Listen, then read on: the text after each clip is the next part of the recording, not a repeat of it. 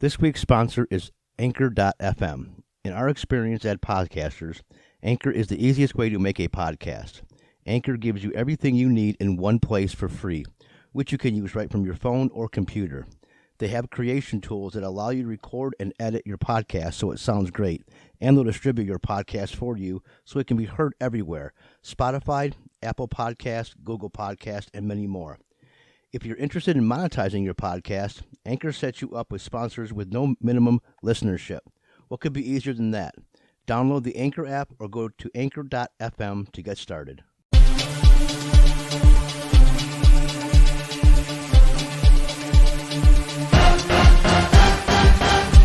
The Chains of Reason podcast, where we link the chains of reason that affects our daily lives in society and culture, including, but not limited to, sports and politics.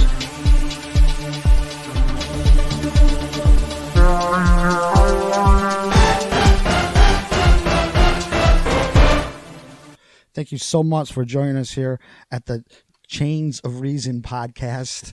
Chains of Reason. I'm your host, DJ Grand. I'm here with my brother, Jerry. Greetings.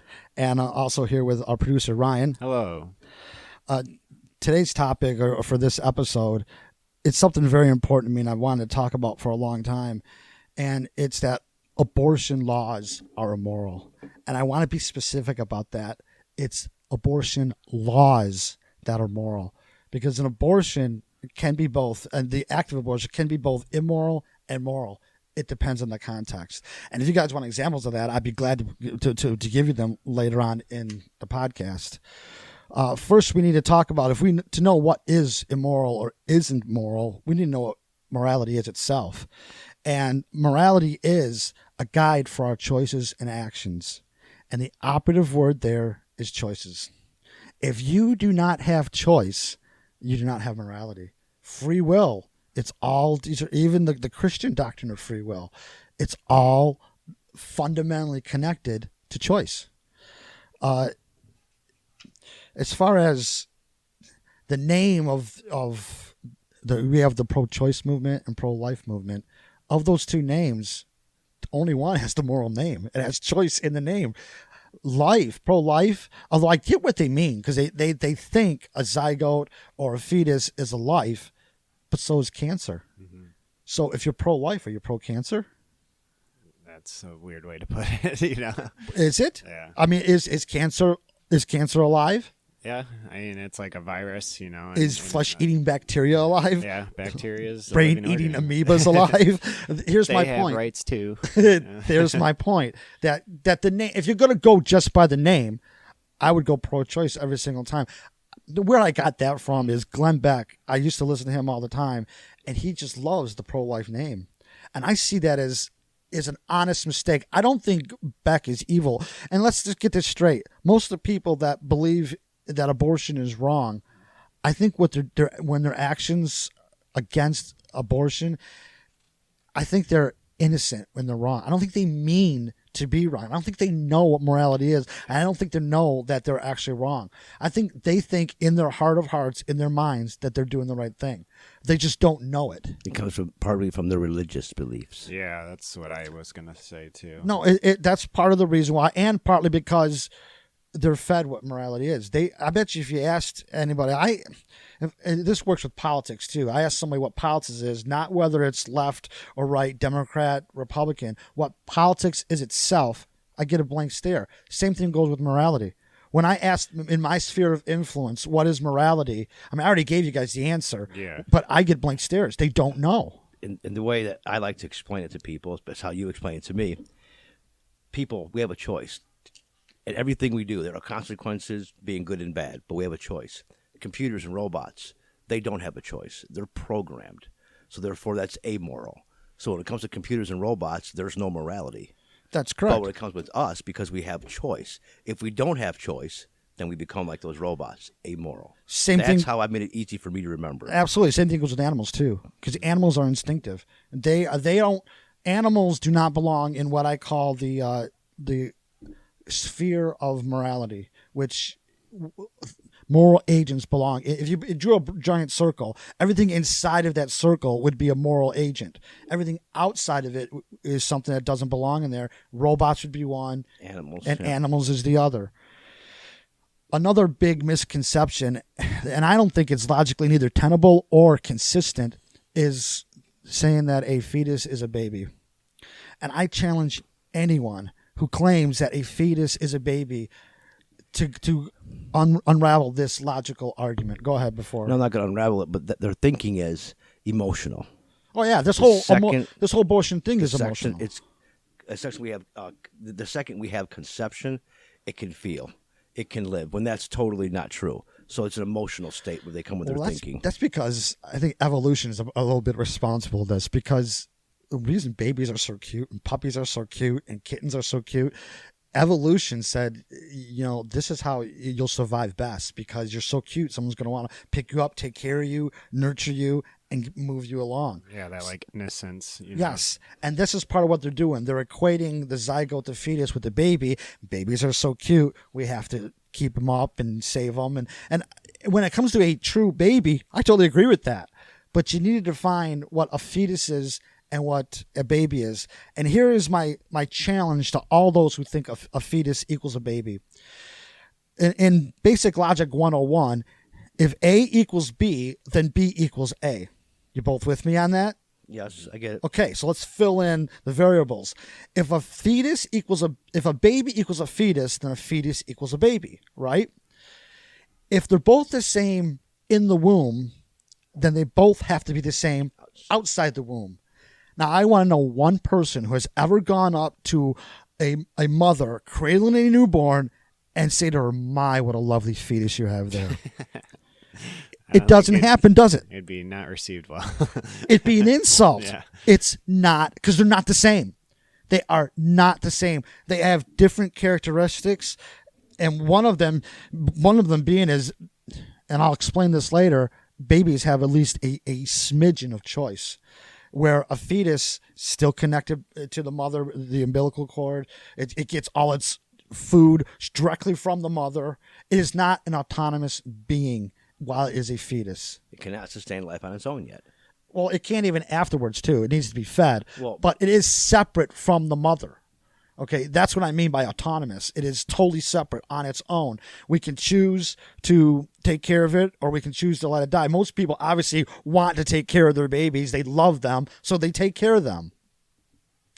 Now we have to define what is that fetus and why it differentiates it. Because if your definition of what it means to be human is 5 fingers, 5 toes, warm blood, a heartbeat, a brain, well, an orangutan in the fetus state has that as well. Mm-hmm. So if that is our definition of what it is to be human, then we have to invite any mammal, whether it's orangutans, monkeys, gorillas, into that moral circle I was talking about.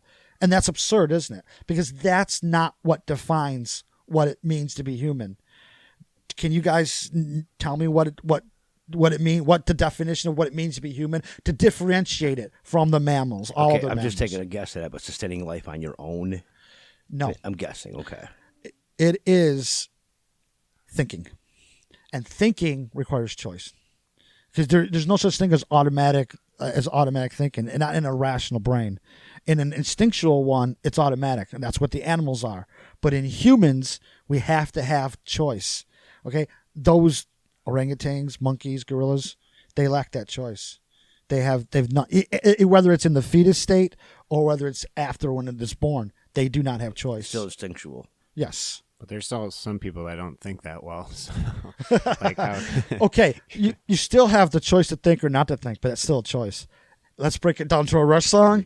If you choose not to decide, you still have made a choice. Some people act more like animals than humans. So no, you're absolutely right, but that's still a choice. And the people have that choice to make. You can choose to think for yourself, or you can choose to let other people think for you, a la Peter Keating. I mean, that is what it comes down to. You either think for yourself or others think for you. And there are consequences for people who do act like animals. They may not get it right away, but they come back around. So I guess it's like a lion will never ever think that they'll be vegan one day, so they're just always going to eat meat. It's just They're hungry. Well, Yeah. I guess they could eat fish too, though. If Yeah. Madagascar taught us anything, they could eat fish too. But there's I understand that now. So it's like they have a different type of choice though, but they are a little more I guess stuck in the natural ways of I guess the animal kingdom. They cannot change. They have to do whatever they are programmed to do, where humans can change. You can choose to think, or you can choose not to think. And if you choose not to think, one day you can say, no, I want to think on my own, and you can choose to think for yourself. Yeah. There's the fundamental difference. Also, if we use Aristotelian logic in this, the difference between a potential and actual really is what hones in on this, because a fetus is a potential. Aristotle didn't actually talk about fetuses and babies, but what he said was an acorn is a potential tree. It has the potential inside that acorn to be a tree one day. That applies 100% to a fetus. But it isn't a tree until it grows from the acorn. Exactly. It's as an acorn, it's not a tree. The fetus is the same. As the fetus, it's not human yet. Not a baby. It's even if it's not human yet. As a fetus, it is still not human because it does not have that moral agency. It cannot think and choose for itself. Now, just to maybe jump ahead a little bit, the proper question would be, when does a baby get into that moral circle? Yeah, and this makes me think, I don't know if this is a different question, but how is this any different than like towards the end of people's life when they might be on life support or, obviously become less of a, and You are exactly right. No, you're 100% right, because they call it a vegetative state for a reason. And some people If are you on are it for truly in a years. vegetative state and there's no way of coming back, Someone else is a thinking la for you. Terry Chavo, way back when that all happened. You'll have a guardian and all that. Yeah. But the point is, you're no longer human. You can no longer think for yourself. You can no sad longer to think choose. about, You but- have left. I'm sure that everyone that happens to does not want that.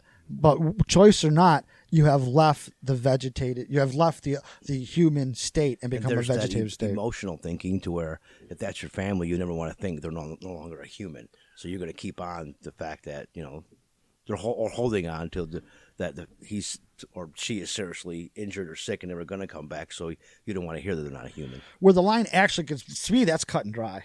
Because it's your vegetative state, your life, your brain matter is almost like a vegetable. And another thing, like with babies and having a baby and stuff, that happens pretty much the same way. But this, with what we're talking about with like vegetated state, I mean that could happen to someone 5, 10, 20. Yeah. It doesn't have to be at the Correct. end of your life. Absolutely. So that's where it gets like, all right, that's a little. Well, like I said, that one, to me, that example is cut and dry. But where it gets blurry is like Alzheimer's disease. Yeah, so that's Okay. Yeah, that's a big. Okay, but however, even though they don't know who they are, they still have choice within them. They can choose to eat, not to eat. It breaks down to the most fundamental and almost childlike choices. But what I wanted to prove, what I wanted to say is the question I started us off was when does the baby enter into that human sphere, Yeah, that morals, and it is when its choice begins. Now, okay, the question is, when does its choice begins? As soon as it can focus. Now, just like maturity, it's people mature at different levels. Okay, this is a slow form of maturity. When they can focus between, and they can't obviously articulate this, but when they can focus between mom, the nurse, the curtain behind them, and they can focus on each one of them, they now have choice. They can choose to focus on the curtain. They can choose to focus on mom, whatever. At that point, whenever that first stage of maturity begins, that is when they become human. Now, I am not advocating infanticide at all in this. I'm not saying that you can kill an infant, because I believe the line should be drawn when you cut the umbilical cord, because that's when it becomes autonomous. It can breathe on its own. And it can breathe on its own. At that point, we should protect it. We should welcome it into that moral community and protect it, even though it is not fully human yet. Now, I really can't say that 100%, because who knows? Maybe there are some who are born and almost immediately can focus. I don't know that. Yeah, And I 'cause think they it's can't different talk, with every so you single don't person. know. I'm sorry, go ahead. What? I'm just saying they can't talk, so you're Exactly. Not sure. Exactly. It's, and even like my demonstration of maturity, Women, girls sometimes mature faster than boys. They're human, but it's at a different state, a different pace. Same with that form of maturity. Right after birth, we've all had children. The babies just sleep. They're not really focusing on what you said, the doctor, nurse. But I see what you're saying down the road as they develop. Still, even if they begin their focusing, and it's focusing on the nipple of the bottle, right. It's a focus. It's a choice. Yeah. And at that point, they are human, and we should protect them from then on in. But isn't that how is that different than animals? Because animals, once again, don't have choice. They're programmed. And if you really, really want to say they do have choice, I will say they don't. That they follow what is instinct in them. Because you would have to, if animals truly had choice, if robots developed choice one day, we have to welcome them into the moral community.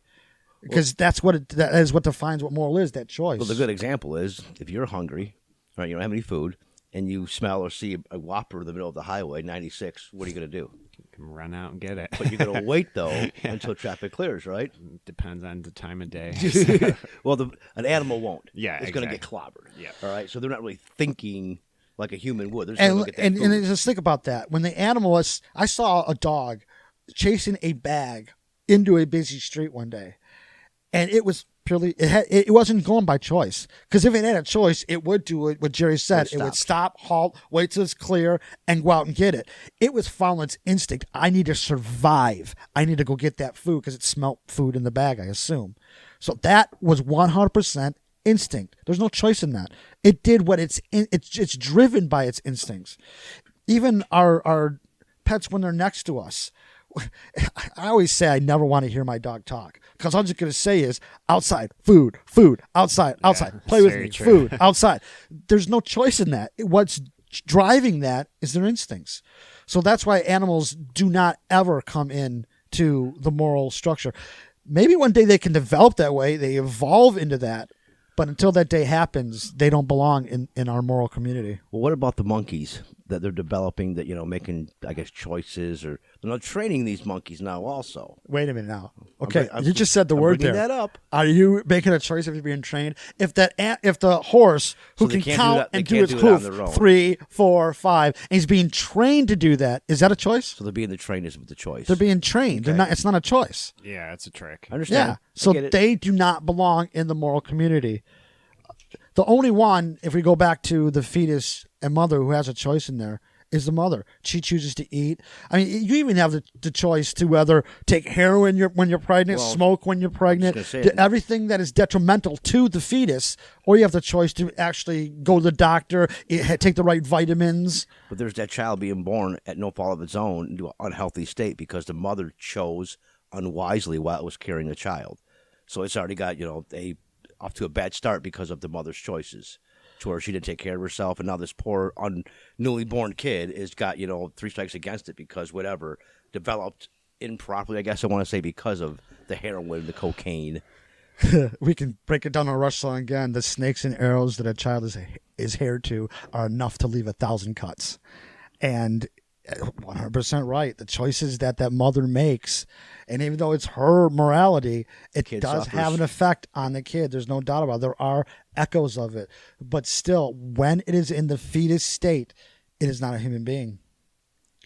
Now, let's get to talking about the abortion laws themselves, because we need to define what the fetus was before we could get to this state.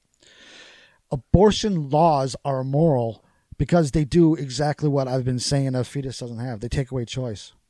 The woman, 17-year-old girl or 35-year-old woman, you're basically saying you no longer have a choice. You must do what I say. You must abide by my morality.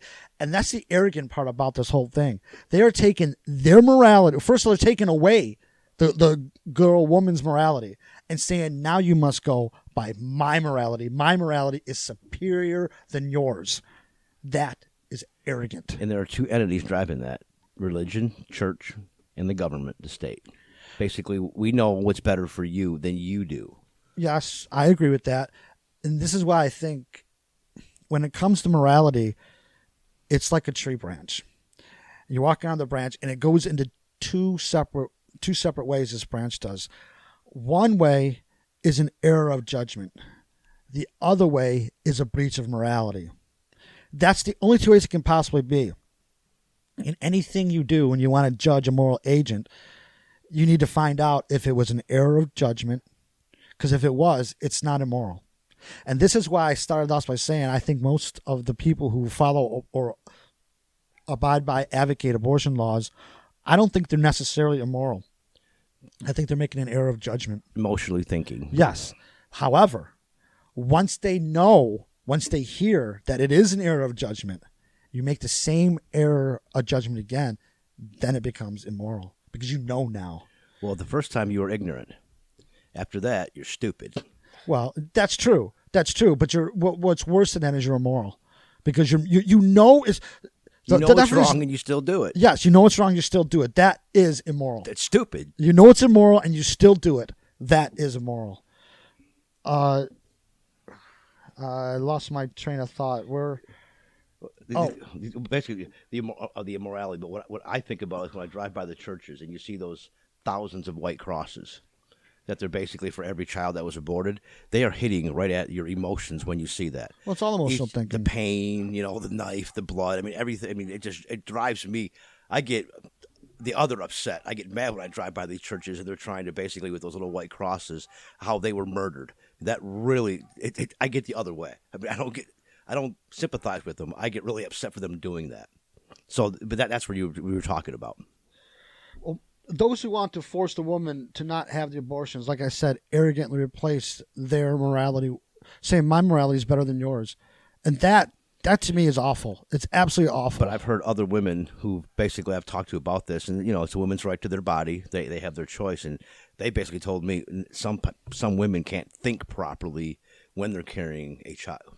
A fetus. Oh my God! That's such an insult to a woman who's pregnant. But now this is a woman herself was saying sometimes that woman is going through mental problems during the pregnancy that she's not able to make that sound judgment. You're just making I was accused of. You're thinking every woman can make a rational sound judgment when they All right, then can't. Who gets to step in and make that thinking for them? The government gets to come and tell you how to think. What she was saying was the church, religion. And if you don't believe in the church. Well, if you don't have a church, that's the first error. Again, this is just the other side. Now, this is not me. This is your first. You're not mentally fit because you don't believe in a higher power. So there's your first problem. You can't think for your own. I know better for you, so I'm going to guide you along to where it's wrong to get this. Now, atheism is a mental illness. That's what they're going to tell me. Absolutely, 100% correct. Yes, because you don't believe. Yes, I've heard that from more than just one female, that if a woman in her state says that she wants to abort it, she's not thinking clearly, and she does not have a faith. Now, this was by more than a handful of women that I was trying to say, but you're right, it's your body. They went right against me. No, I may not be thinking clearly. This could be another. It's a life. I should help her protect that life. However it happened, rape, whatever, it's still a life. But notice what she's doing. She's saying, fine, you don't have morality. You can't think for morality for yourself. I'm going to replace your morality with mine. Again, that's arrogant. I said in the beginning, I know better than what you do. What you don't know. I know how to take care of your baby. You don't. The government. We know what's best for you. You have no clue. You're smart enough to vote for us, but after that, you don't have a damn bit of educational or rational thinking to know what's good for you. Same thing here. Same exact thing here, and I couldn't believe these were ladies telling me that they didn't have the right to their own body because of what the swings are going through back and forth. And it was also used against me. I would never know because I would never go through that. I can't feel it. I can't experience it. So I wouldn't know the swings of going back and forth. So because you've never been raped, you can't understand what it is to be raped? I've never been pregnant to carry a child. Logically speaking, then, if you've never been raped, you can never know what it's like to be raped. That's horse hockey. I think that Phil Donahue show. But yes, that's what they're saying. That because I didn't experience it or I can't do it, there's no way I should be able to basically tell a right to a woman's body. I can't carry a baby, so you don't know what it's like. So you really can't say that a woman has a right to her body. So a woman doesn't have a testicle, so they don't have the right to tell me what to do with my body. Basically, that's what she was saying. Well, I'm just basically she's wrong. telling 100%. But that's a very common thought out there, which is unbelievable. Well, and you probably see that with like moms and daughters and stuff. If they're like daughter who, might be under the age 18 and goes through something with a boy and stuff like that, and they think that's, it could, be consensual too, but they're just like, oh, you're under my roof, we're not having this. It's the same thing. Yeah, you can't think for yourself, especially now because you didn't listen to my rules and you're pregnant. All right, so now you can't follow rules. I'll decide for you. Exactly. With the exception of forcing them to have an abortion or not to have one, there is an argument that can be said because they haven't reached the age of majority yet. They're not clear thinking enough yet. But then it goes that age of a majority, which is 18 legally. That's an arbitrary number. I mean, I already said that we mature differently. I know some women that aren't mature at 25. So you're going to say they can't? See, this is a whole different topic. But if you can be drafted at 18 and go to war, you should be able to smoke, drink, whatever the laws may be. That's where my rule, I guess my line comes in, or how I use that judgment. If you can have sex and have a baby, if you can procreate, then you have the right to your own body. I don't care if you're 15. I wish that girls wouldn't do it, but if it happens, they have the right to their body. When my wife got pregnant with our daughter, I felt like I had no choice. I wanted to help her along, but it was all on her. It was her body. That's all I could do was play backup. Because that's really what it is. I mean, do you feel the same way? Yeah. Well, I mean, it is all them going through it, and absolutely. Just on the sidelines. All you can do. You're a coach, and this is where it gets into what you can do morally if you believe that abortion is wrong. It's the same when all you can do is use your reasoning to convince that person, whether it's your wife or whomever, that an abortion is wrong.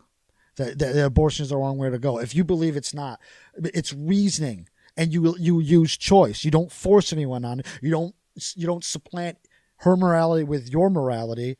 You try and convince them. Yeah, I can give you both a good reason. In the beginning when, like you were saying, the young girl gets pregnant and it's not the right time, so the dad forces to get an abortion, right? Well, I actually met a couple of years ago who they were about to retire, both of them. And they actually, kids out of the house, they're empty nesters now. He's in college, and they're ready to retire and do things that they've always dreamed about. She gets pregnant. Now, she hasn't told him yet because he just quit his sales job. And she's like freaking out. I can't have this kid. We have to have an abortion because he can't quit his job. I got to keep on going. This just changes everything. And they were 100% against abortion for when they raised these kids. But they finally seen at this moment that, wow, this is different now. We can't have this kid. And later on, she went back and she hit him for a couple months until they had to make a choice to where, hey, now it's time.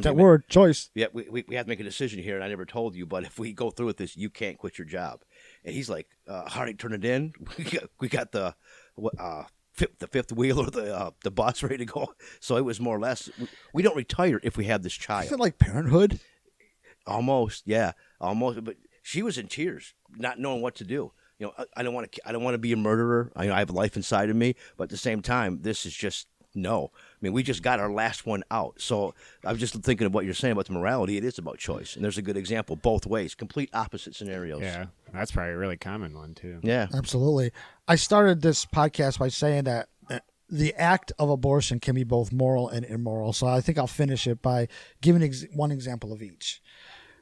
An immoral abortion is when it's used as birth control.